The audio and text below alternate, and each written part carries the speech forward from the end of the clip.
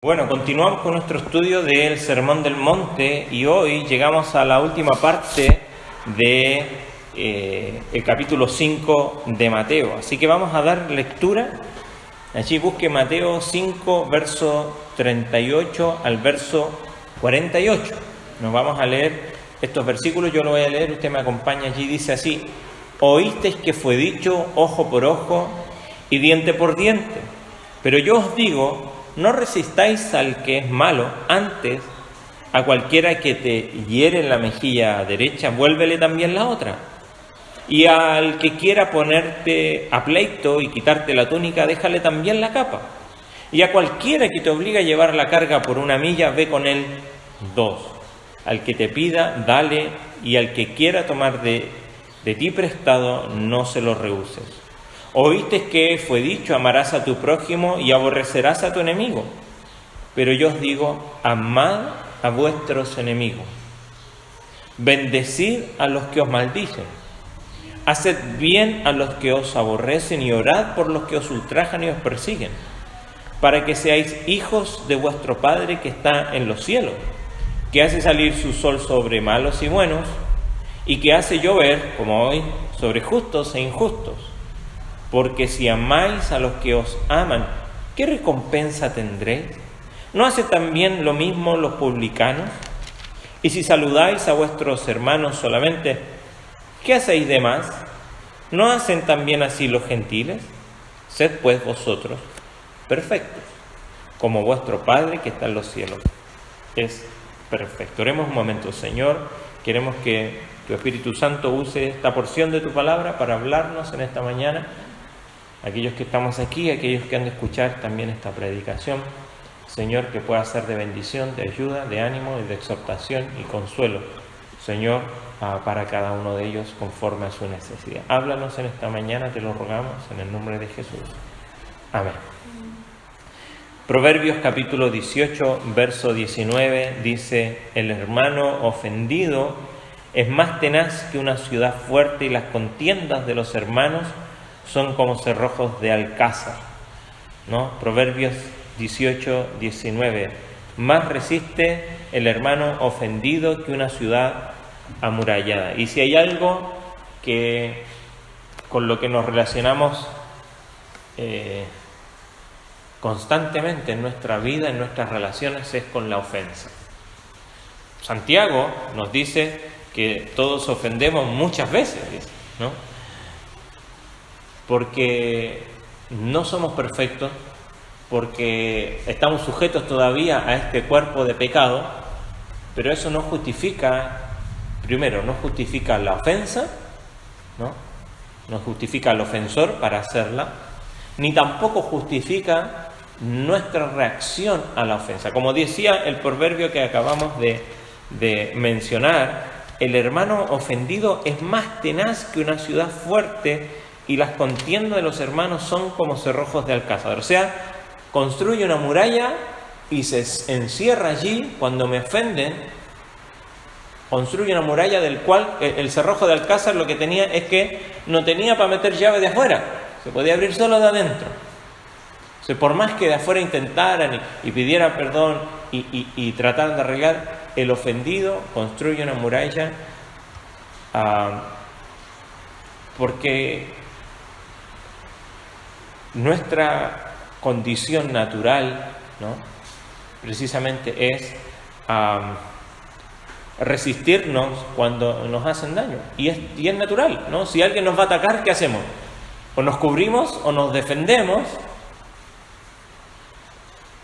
Lo llamativo de esta última parte del capítulo 5 del Sermón del Monte, donde Cristo viene hablando, ¿no?, y ha dicho y ha puesto el estándar: si vuestra justicia no fuera más alta que la de los fariseos, mayor que la de los fariseos, no entraréis en el reino de los cielos. Ellos tenían un estándar que era la ley de Dios, que era el Antiguo Testamento, que eran las disposiciones de la ley, pero ellos habían interpretado la ley de una manera en que ellos se esforzaban por cumplirla en su carne, en sus esfuerzos. Con buenas intenciones, probablemente, sí, la gran mayoría, pero no comprendiendo el espíritu de la ley. Y Cristo, ya hablamos la semana pasada y hablamos acerca de la fidelidad, ¿no? Cristo dice, no cometerás adulterio, ok, yo no lo he hecho, pero si miras y codicias en tu corazón, allí ya, incluso ya comenzó el divorcio allí, ¿no? Ya comenzó la falta a tu palabra que diste un día en el altar frente a Dios, frente a otras personas, cuando comenzaste a filtrar en tu mente, por lo tanto ya eres infiel. Y ahora vamos a hablar cómo Dios da instrucciones a los creyentes para actuar de acuerdo a la ofensa, o cómo se relaciona el creyente con la ofensa.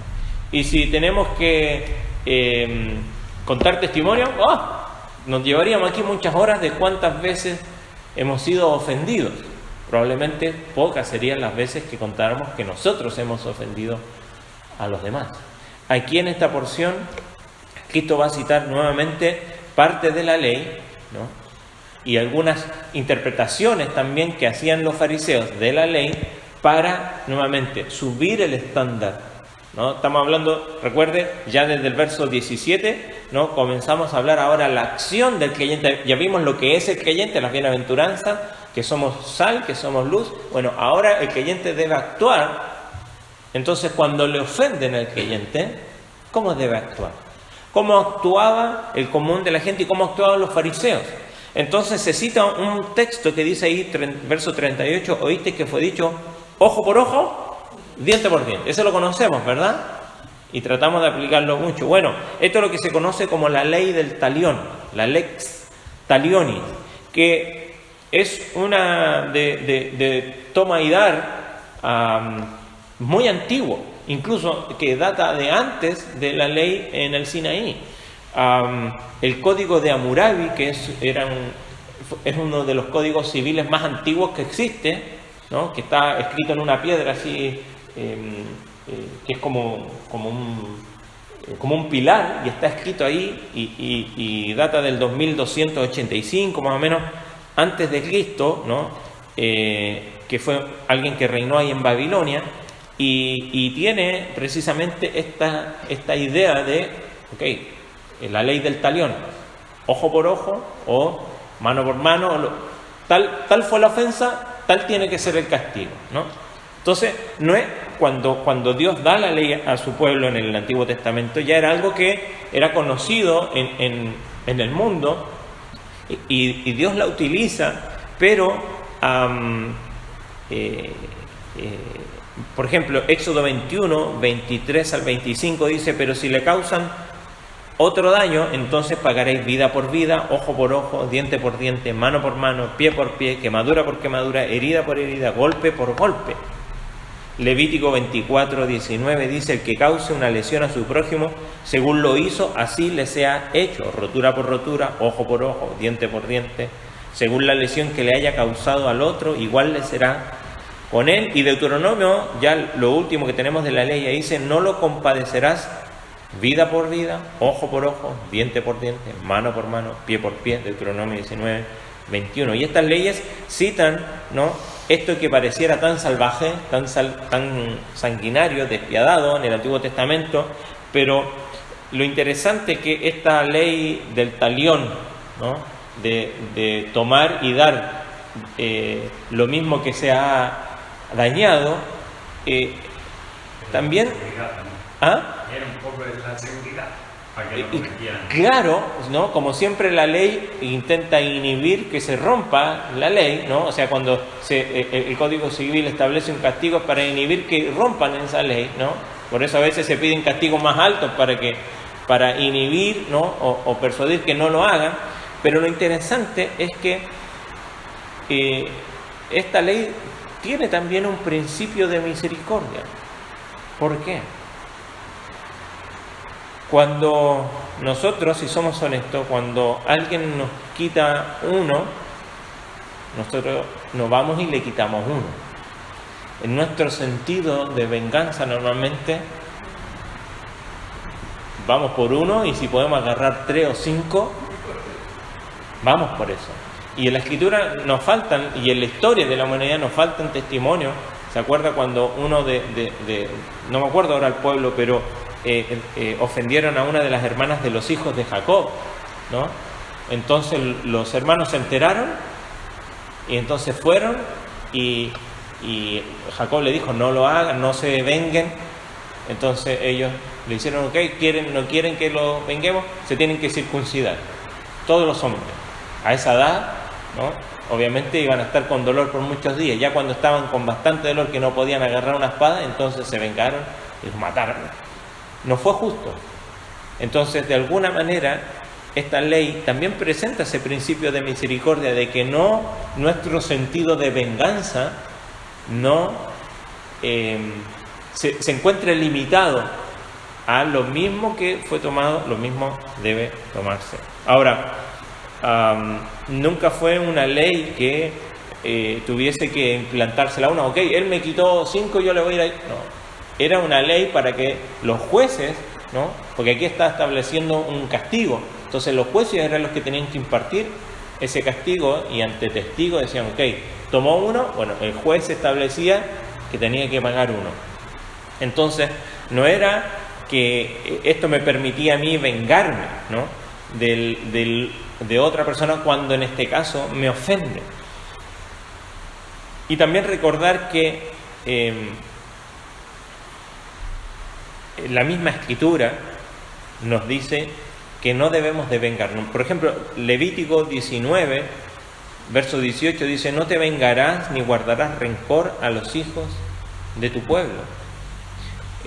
Proverbios 25, 21 nos aconseja, si el que te aborrece tiene hambre, dale de comer pan, y si tiene sed, dale de beber agua. El mismo Proverbio 24, 29 dice, no digas, haré con él como él hizo conmigo. No lo hagas. Lamentaciones, capítulo 3, verso 30, de la mejilla al que lo hiere, da la mejilla al que lo hiere y sea colmado de afrenta. La misma Escritura del Antiguo Testamento que establece esta idea de la ley del talión, de pagar lo mismo por la ofensa, que no es un sentido de venganza, sino de un sentido de justicia, aún incluso de misericordia, para que aquel que ha ofendido no sea vengado, ¿no? Ni se haga ultraje con él. Ahora, Cristo cita esta ley y dice, oíste que fue dicho ojo por ojo, diente por diente, y nuevamente va a decir, pero yo os digo. ¿Y qué es lo que dice Cristo? No resistáis al que es malo, antes a cualquiera que te hiera en la mejilla derecha, vuélvele también la otra. Y habla de 3 cosas: al que te pone a pleito y quiere quitar la túnica, déjale también la capa. Al que te quiera obligar a llevar una carga por una milla, llévala 2. El que te pida, dale. Al que quiera tomar de ti prestado, no se lo rehúse. Entonces, Cristo establece de alguna manera que ahora el creyente, como hemos dicho, tenemos libertad ahora, y Hebreo nos dice, acerquémonos confiadamente al trono de la gracia para hallar misericordia, alcanzar misericordia, y hallar gracia que nos capacita para vivir esa vida que Cristo nos ha comprado en la cruz. No solamente la salvación, sino que una vida que sin Cristo no podríamos vivir. Entonces Cristo dice, a los creyentes les está diciendo, vuestra justicia, vuestra conducta tiene que ser mayor que la de los fariseos. Ellos establecen un código de venganza porque encuentran que es justo, porque la ley establece que tiene que haber justicia, aunque la limita. Pero Cristo dice, ok, si eres ofendido, lo que tienes que buscar no es la venganza, no es el pago justo, al contrario, es poner fin, porque ¿de dónde viene la venganza? Santiago nos dice, ¿de dónde vienen los pleitos y las guerras? De vuestros deseos desordenados, de vuestro resentimiento, en el caso de la ofensa. ¿Por qué queremos tomar aquello que nos fue quitado? ¿Por qué queremos? Porque estamos resentidos, porque estamos heridos, porque estamos dañados y creemos que tenemos el derecho de tomar aquello que nos fue quitado. Mire, simplemente, para hacerlo sencillo, mirar al ejemplo de nuestro Señor Jesucristo. Nadie tenía el derecho de tomar su vida. Nadie tenía el derecho de ofenderlo como lo hicieron, de dañarlo, maltratarlo como lo hicieron. Sin embargo, como dice Pedro, él guardó silencio, Cuando le maltrataban, agachó su cabeza, guardó silencio. Como cordero, nos dice Isaías, fue llevado al matadero. Entonces, Cristo está estableciendo, introduce un nuevo espíritu que excluye de la vida del creyente no solo la venganza, ¿no?, sino lo que ocasiona la venganza, que de alguna manera, o en términos generales, es el resentimiento. Y va a dar de alguna manera algunos ejemplos que a nosotros nos parecen, claro, hay que ir, esto no nos va a pasar, probablemente alguien no nos dé una bofetada, quizás nadie nos pida la túnica, ni nos obligue a llevar una carga, pero tenemos que entenderlo en el contexto que está hablando Cristo, ¿no?, porque obviamente tienen un carácter en cuanto a los judíos y también a los romanos. Según la ley rabínica judía, golpear a una persona con el revés, cuando uno va a dar una bofetada, ¿cómo lo hace? Con la parte interna de la mano, ¿cierto? Porque así queda mejor y duele más. Pero después, ¿no?, pasa la mano y después la vuelve con la parte externa de la mano. Bueno, la ley rabínica, de los rabinos, no del Antiguo Testamento, decía que golpear a una persona con el revés de la mano era doblemente insultante, ¿no?, y que si le hubiera dado con el derecho de la mano. Así que lo que Jesús está diciendo, que aún en el caso, porque si somos diestros, ¿no?, si somos derechos, que es la mayoría, si yo le voy a dar en su mejilla, con mi mano interna, ¿dónde le voy a pegar? ¿En qué mejilla? En la izquierda. En la izquierda, ¿cierto? Pero si yo vuelvo con la parte externa, ahí sí le voy a dar en la derecha. Por eso Cristo dice, si alguien te hiere en la mejilla derecha, ¿no?, a no ser que sea zurdo, o a no ser que haga una contorsión y le pegue así al revés, ¿no?, Cristo está haciendo referencia a ese golpe más insultante, que en la ley judía era determinado así, doblemente insultante. Cristo está diciendo que aún en el caso que un hombre lo insulte de la manera más calculada o de la peor manera, no debemos vengarnos de ninguna manera ni guardar resentimiento. Jesús está diciendo que el verdadero creyente ha aprendido a no tener resentimiento ni buscar venganza de ningún insulto ni desprecio. Aquí la referencia no es al golpe, al maltrato físico, ¿no? Lamentablemente, muchos han interpretado esto como diciendo, bueno, si alguien te golpea, pone la otra mejilla.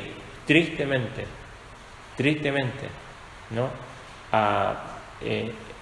esto ha servido como una mala interpretación para permitir el maltrato familiar, el abuso entre los cónyuges, ¿no?, tanto de un hombre hacia mujer o viceversa, ¿no? ¿Viste que dice que tienes que poner la otra mejilla? Tienes que bancártela. O si eres un creyente, tienes que poner la otra mejilla. No se trata de eso. Cristo hace referencia a una forma de abofetear que tenían, para la cual los judíos consideraban realmente insultante. O sea, si alguien te da una bofetada así, probablemente te la merecía, ¿no?, así normal. De la otra, no, eso sí que era un insulto. Entonces Cristo está diciendo, aun cuando el insulto sea calculado, premeditado, aun cuando buscan hacerte daño, no está hablando del daño físico, no está permitiendo esto, al contrario, nunca el Evangelio lo que permite es la prolongación del pecado, al contrario, busca siempre detenerlo. Lo que sí, Cristo está tratando de dónde nace la venganza, y la venganza, y nuestro deseo de venganza, de querer tomar aquello que me fue quitado, viene del resentimiento, y eso es lo que quiere tratar Cristo. Quiere tratar el problema del corazón, quiere tratar con los creyentes que ahora como creyentes, sí, vamos a ser ofendidos muchas veces, mucho más como creyentes. Mire, si buscamos la historia de los cristianos que estamos estudiando, ¿cuántos de ellos nos fueron ofendidos, difamados, se inventaron mentiras por querer hacer lo correcto? Leía esta semana de un hombre que se llama Wilberforce, que fue uno de los que comenzó con el tema del ir en contra de la esclavitud cuando era algo completamente normal. Estaba normalizado, aún incluso dentro de los cristianos. Y él, comprendiendo lo que dice la Escritura, comenzó a hacer una tarea de ir en contra de esto. Se habló de él, ¿no? Se empezó a divulgar que era un marido cruel, que golpeaba a su esposa, que estaba casado con una negra y un montón de mentiras, ¿no? Para difamarlo y que su intento de poder hacer esto por lo cual él luchó, se cayera. Lo que Cristo está intentando hacer es enseñarnos que como creyentes guardar rencor y resentimiento lo único que va a hacer es ir en contra del Evangelio. Ojo, de vuelta lo menciono para que quede claro, no es que el Evangelio permite que cuando uno es golpeado tenga que agachar la cabeza y poner, no habla de eso. Está hablando de la actitud del corazón frente a la ofensa. Y cuando nos ofenden, nuestra actitud normalmente es, ¿sí?, resentirnos. ¿Nos duele? Y claro que nos duele. Cristo no está hablando de que no nos duela. Cristo no está hablando de que no sintamos tristeza, dolor. Cristo está hablando del resentimiento, que es lo que nos lleva a la venganza. Y el segundo ejemplo que toma allí es acerca de la capa. Éxodo 22, 26 dice: si tomas en prenda el vestido, la capa de tu prójimo, a la puesta del sol se lo devolverás, porque solo eso es su abrigo, el vestido para cubrir su cuerpo. ¿Con qué dormirá?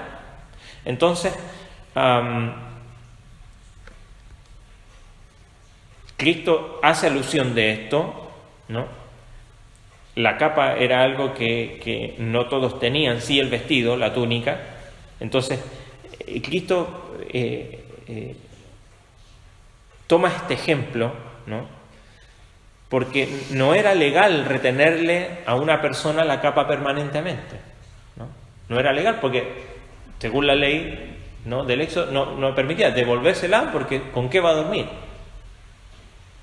Ahora, Cristo va a meter el dedo allí en la llaga de aquellos que normalmente estamos reclamando por nuestros derechos. Porque dice, ok, nadie te puede quitar la capa. Pero Cristo dice, ¿sabes qué? Aun cuando sea tu derecho que no te la quiten, si alguien te la pide, dala. Y el cristiano no insiste recalcitrantemente, por decirlo de alguna manera, ni discute cuando la lucha es como persona en que yo quiero luchar que se cumplan mis derechos.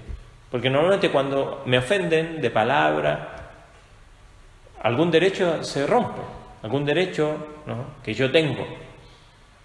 Entonces puedo pelear para que ese derecho se cumpla, se respete, y no está mal, es algo legal.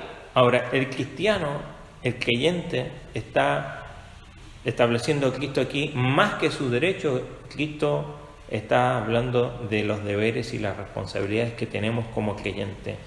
Y el creyente comprende que ahora que está en Cristo, no es que tenga derechos, al contrario, tiene privilegios, tiene responsabilidades, ¿no?, de seguir un camino que cuando es ofendido no apela a sus derechos para reclamar por qué me ofendieron. Aún incluso está dispuesto a ceder sus derechos para no guardar resentimiento ni amargura. Y después, ¿no?, pone el ejemplo de llevar una milla. ¿Se acuerda cuando Cristo va cargando la cruz y agarran a Simón de Cirene y le dicen que la tiene que cargar? Bueno, la ley romana decía esto, ¿no?, que alguien tenía que llevar, ¿no?, o podía llevar por lo menos una milla. Y lo que Jesús aquí está estableciendo es que cuando nosotros pensamos en nuestra libertad de hacer lo que a nosotros nos place, ¿no?, o de la manera que nosotros queremos, bueno, el cristianismo, el evangelio nos capacita para poder hacer incluso más allá de lo que nos corresponde o de lo que debiéramos sentir. ¿Y por qué podemos hacerlo así? Porque normalmente cuando se nos impone una tarea, ¿no?, o se nos dice lo que tenemos que hacer, yo creo que a ninguno de nosotros nos gusta que nos digan lo que tenemos que hacer. Entonces, o encontramos injusto, o encontramos que, y lo hacemos de mala gana, y con resentimiento. Entonces Cristo está estableciendo que en vez de tener esa actitud, ¿no?, que viene del resentimiento, hacerlo de buena manera, como un servicio a otro. Entonces, tomando esta ley del talión que establece, ¿no?, que cómo era la manera de abordar la venganza, que le pone un límite a la venganza, Cristo va más allá y dice: el creyente no considera la venganza, no considera la ley del talión, porque la venganza viene del resentimiento. Y el creyente, a pesar de que sufre, a pesar de que se duele, a pesar de que hay tristeza, porque Cristo, ¿cuánto habla el Nuevo Testamento acerca de la consolación, de las tribulaciones? Constantemente. Pero lo que nos dice es que el creyente ahora está capacitado por medio de la obra de Cristo para que ese sentimiento de venganza quede de lado. Jesucristo, creo que es Pablo que dice que, y citando al Antiguo Testamento, Dios dice: Jehová, la venganza es mía, dice, yo daré el pago de lo que es justo. La venganza le pertenece al Señor, no a nosotros. Por lo tanto, cuando tengamos ese sentido natural de querer recoger, aún lo que fuera justo, aún si fuera ojo por ojo, porque a veces nos pasamos de rosca, pero aún si creyésemos que fuera justo, examinar nuestro corazón: ¿de dónde viene esto? ¿Por qué yo quiero tener aquello que me ha sido quitado? Ya sea respeto, ya sea confianza, ya sea amor, un montón de cosas que a veces creemos que es nuestro derecho, algo que nos pertenece. El Señor establece un estándar más alto que esto y nos llama a la reflexión y nos dice: ¿por qué te quieres vengar? Cuida tu corazón. Por eso nos exhorta Hebreos: cuidado de un corazón que guarde raíz ¿de qué? De amargura. Dice: porque por ellas muchos serán contaminados. Entonces debemos de cuidar en nuestra vida, ¿no?, de que la gracia de Dios, dice ahí verso 15 de capítulo 12 de Hebreos: mirad bien, no sea que alguno deje de alcanzar la gracia de Dios, que brotando alguna raíz de amargura os estorbe y por ellas muchos sean contaminados. El resentimiento, la amargura. Mire, este libro que tengo aquí, se lo recomiendo, si alguien lo quiere leer, se lo presto. Se llama Cuando le han ofendido, de Erwin Lutzer, un pastor, encontrando el camino a la reconciliación. Y allí él menciona y trata y aborda este tema de la ofensa, y él dice: el hecho de no responder de una forma apropiada ante las ofensas destroza los matrimonios, divide las iglesias, paraliza el crecimiento espiritual de los creyentes. Estas personas se llenan de amargura y se ponen a la defensiva, critican a los demás y su corazón se endurece, y el diablo usa la ofensa para mantenerlos atados. Existe un muro entre ellos y Dios y no lo quieren derrumbar. Como lo citábamos en el proverbio, ¿no? El hermano ofendido es más tenaz que una muralla. Y sin duda, muchas veces la ofensa, ¿no? Satanás se aprovecha de esto, y las ofensas puede ser alguien que no cumplió una promesa y todavía nos acordamos de que no fue cumplida, o no hemos perdonado a la persona que no la cumplió, o la violación de la confianza, de la confidencialidad, cuando alguien no guardó un secreto. Bueno, ¿cómo hemos reaccionado ante esas cosas? O el rechazo personal, ¿no?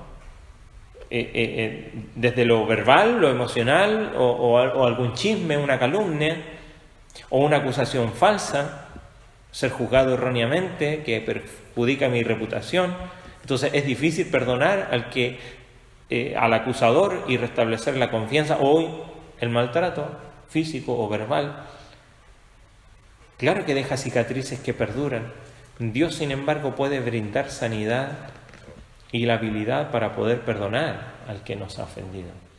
Ahora, ¿por qué? ¿Porque somos mejores? No, ¿sabe? El Evangelio nos capacita. El Evangelio nos capacita para poder vivir, para poder lidiar con el resentimiento. No vivir sin resentimiento. No, porque sí, nos resentimos, pero sabemos cómo llevarlo. Y aquí la Escritura nos da una instrucción. Ahora, nosotros pensamos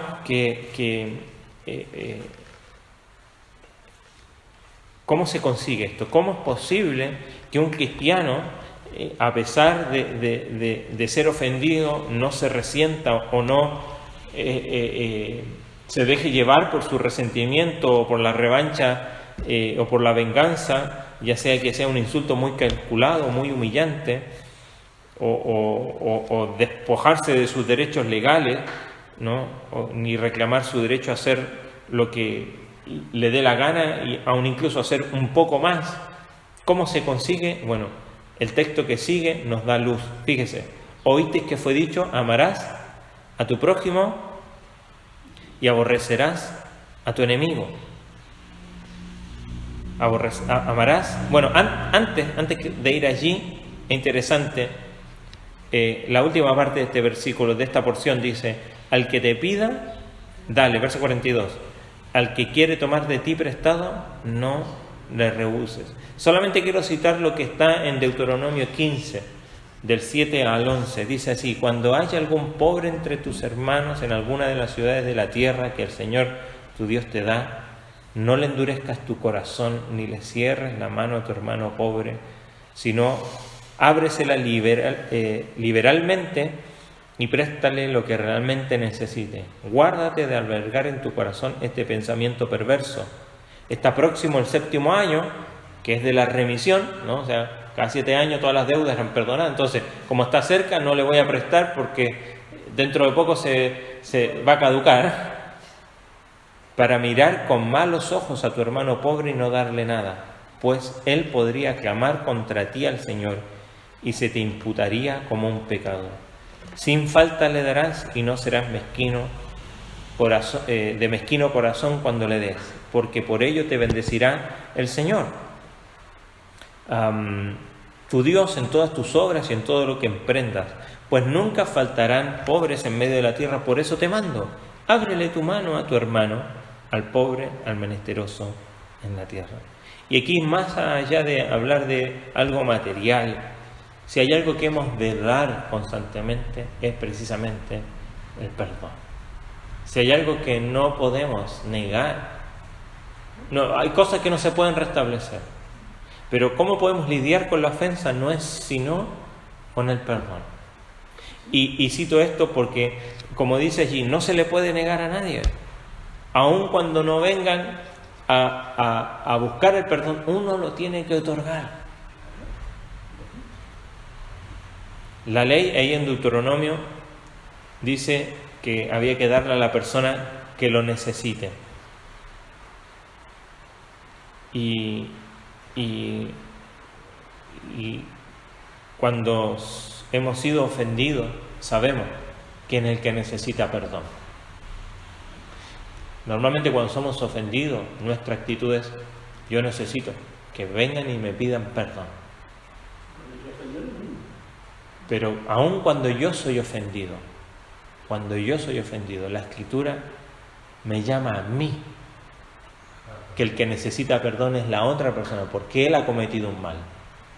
Por lo tanto, esa persona necesita primero el perdón de Dios y también mi perdón. Por eso cita ahí entre medio: al que te pida, dale, y al que quiera tomar de ti prestado, no le rehuses. Ahora sí, ¿cómo es posible poder vivir una vida de esta manera? Aquí es donde entra en juego el amor cristiano, porque dice: oíste que fue dicho, amarás a tu prójimo. Sí, eso lo tenemos ahí en la ley. pero que ese amar a tu prójimo está derivado ¿de qué? De amar a Dios, sobre todas las cosas. Pero ellos agregaban, ok, yo amo a mi prójimo, pero aborrezco a mi enemigo. Eso es lo que eso es lo que agregaban ellos. Por cierta lógica, ellos entendían que el prójimo era mi hermano, el que está allí. Pero el que no es mi hermano es mi enemigo y a ese no lo tengo que amar. Entonces Jesús, como dijimos, establece una norma más alta. Y a pesar de que ellos decían que debían aborrecer a su enemigo, Cristo dice, ¿saben? El creyente debe amar a aquellos que de una u otra manera, ya sea desde el frente o aún incluso desde uno, se consideran enemigos. La Escritura manda a amar. La palabra amor que se ocupa aquí, hay muchas palabras para amor. Tenemos fileo, que es amor fraternal, pero la palabra que ocupa aquí es ágape. Y la palabra ágape tiene que ver con esta idea de ese amor que no se merece. Porque a mis hijos, yo los amo porque son mis hijos. Ese es un amor filial. A mis hermanos aquí nos amamos, pero ese amor ágape es ese amor que no se deja llevar por los sentimientos, por la emoción, sino que es algo que se da aunque no se merece. Es el amor que Dios nos ha dado a nosotros. Aún siendo pecadores, Cristo murió por nosotros. Ese amor que no se merece. Pero nosotros, si somos honestos, normalmente condicionamos nuestro amor. Por eso es que nos cuesta lidiar con la ofensa. Porque, ok, el Señor nos manda a amar, pero es que mira lo que hizo, mira lo que dijo, mira cómo actuó, fíjate cómo me miró. ¿Viste lo que me hizo a mí? ¿Cómo me ofendió? ¿Que no me respeta? Entonces condicionamos nuestro amor. Y la Escritura nos llama, para poder lidiar con la ofensa, que el amor que debemos practicar no es ese amor mire, cito lo que dice William Barclay. Dice, ¿dónde está la diferencia de estos amores? Dice, en el caso de nuestros familiares, no podemos evitar amarlos. Hablamos de enamorarnos, es algo que nos sucede sin buscarlo, es algo que nace de las emociones del corazón. Pero en el caso de nuestros enemigos, el amor no es algo solamente del corazón, es algo de la voluntad. No es algo que no podemos evitar, es algo que tenemos que estimular a hacernos. Que tenemos que estimularnos a hacer. Es de hecho una victoria sobre lo que le sucede instintivamente al hombre natural. Por eso ese amor no es que ¿sabes qué? No siento amor hacia la persona. Y el Evangelio me dice, ok, tienes que amarlo. Pues no tiene que ver con lo que sientes, no tiene que ver con tu responsabilidad, ¿no? De padre, madre, de esposo, de hijo. Tiene que ver con que ahora eres creyente y Cristo me capacita para aquellos que podría yo considerar mi enemigo porque me ha ofendido, porque me ha dañado, porque no me ha mostrado respeto, porque ha hablado en contra mía. Yo debo amarle. De esa manera se destruye y colabora a destruir ese resentimiento en mi corazón. Entonces, se nos manda aquí, fíjese, no solo amar, dice, amad a vuestros enemigos, pero comienza a decir, bendecid. Cuando alguien me dice me ofende, ¿cómo hablo yo de él? Ay, ese tal por cual, ¿no? Aquel, ese y cualquier adjetivo allí, ¿no? Pero al contrario dice, bendecid con nuestras palabras. ¿Cómo son nuestras palabras cuando nos referimos a ese X persona? Pero es que este tipo, como dicen en Chile,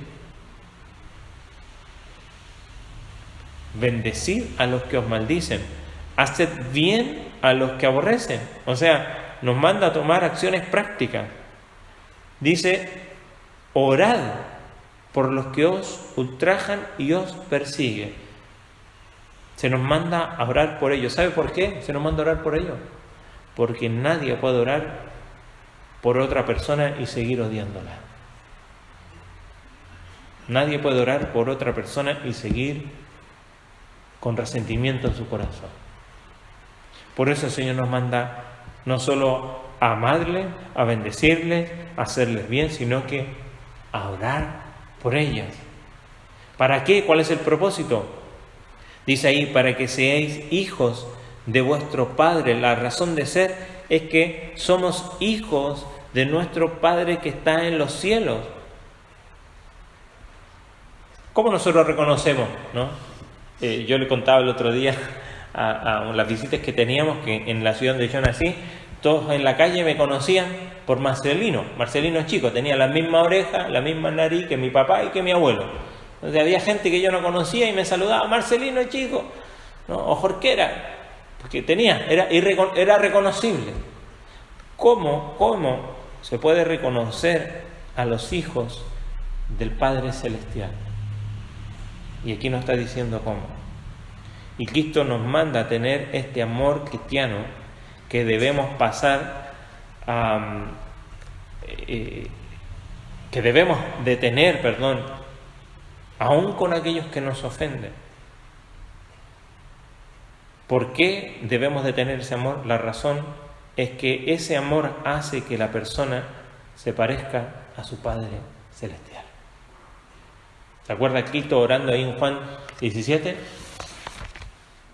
Señor, te pido por ellos, y dice, en esto reconocerán que se aman unos a otros. La acción de Dios en el mundo, ¿cuál es? El primer versículo que nos aprendemos. Porque de tal manera amó. Si queremos poner en acción a Dios, es que Él amó. Y nosotros no debemos hacer otra cosa distinta. ¿Por qué? Porque Él hace salir el sol sobre buenos y malos, hace llover sobre justos e injustos. Porque ¿qué recompensa hay en amar a los que nos aman? Mire, eso lo puede hacer, Hitler amaba a su novia. ¿Por qué? Bueno, porque la novia no amaba a él. Eso lo puede hacer cualquier persona. Pero amar a aquellos, no solo que no nos aman, sino que nos aborrecen, eso solamente es posible por medio del Evangelio.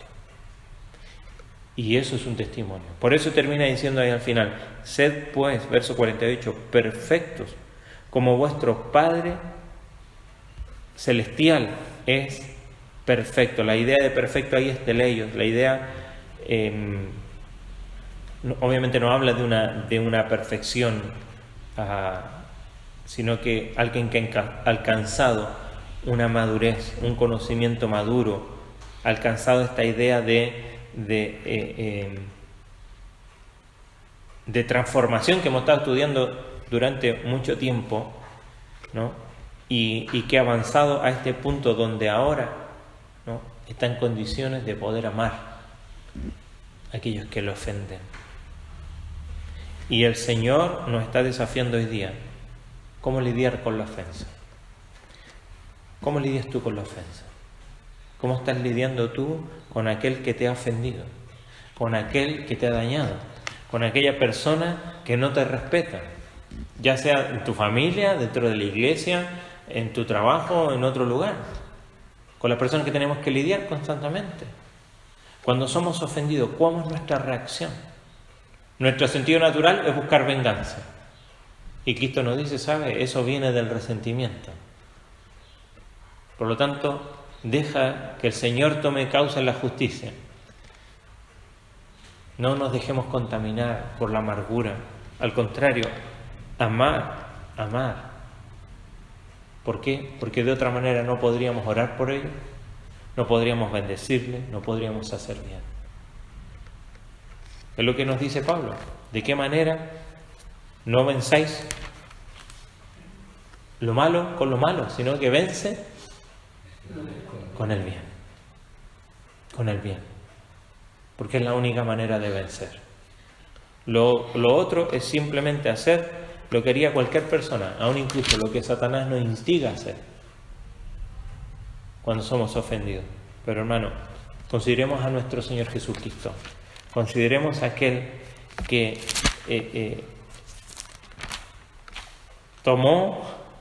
sufrió tal contradicción de pecadores, dice Hebreos 12:3. Considerad a aquel que sufrió tal contradicción de pecadores contra sí mismo, para que vuestro ánimo no se canse hasta desmayar. Alguien lo hizo por nosotros, no solamente alcanzó la salvación, vivió una vida perfecta, para que cuando tú seas y yo seamos ofendidos, sepamos cómo actuar. Dirigir al Señor, no llenarnos de amargura, para que podamos amar a aquellos que lo necesitan y que necesitan el perdón, primero de Dios y también el nuestro. Pongámonos en pie y oremos al Señor. Padre Celestial, te agradecemos por tu palabra. Hay mucho que podemos hablar aquí, Señor, pero sin duda tú nos quieres enseñar esta mañana poder considerar nuestra actitud frente a la ofensa. Señor, perdónanos porque tu palabra nos dice ahí en Santiago que sí, ofendemos mucho, de muchas maneras, con actitudes, con gestos, con lenguaje corporal, verbal. Tristemente, Señor, aún incluso a veces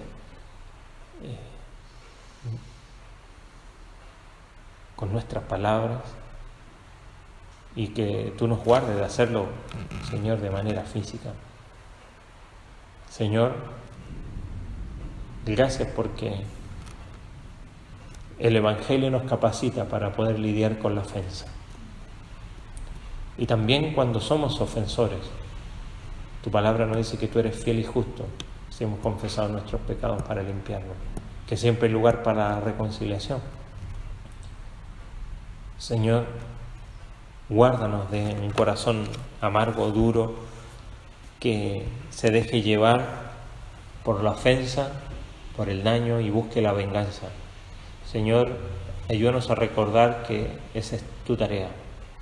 Y cuando seamos ofendidos, Señor, podamos considerar la obra de Cristo y sus enseñanzas. Señor, ayúdanos a despojarnos de nuestro sentido de derechos, a veces que está bien contemplarlos, pero Señor, no vivir buscándolos todo el tiempo, al contrario, ayúdanos a vivir como Cristo, tu Hijo, que Él no reclamó sus derechos, al contrario, buscó la reconciliación, que cuando lo ofendían, que cuando le tiraban de la barba, que cuando lo escupían, cayó su boca.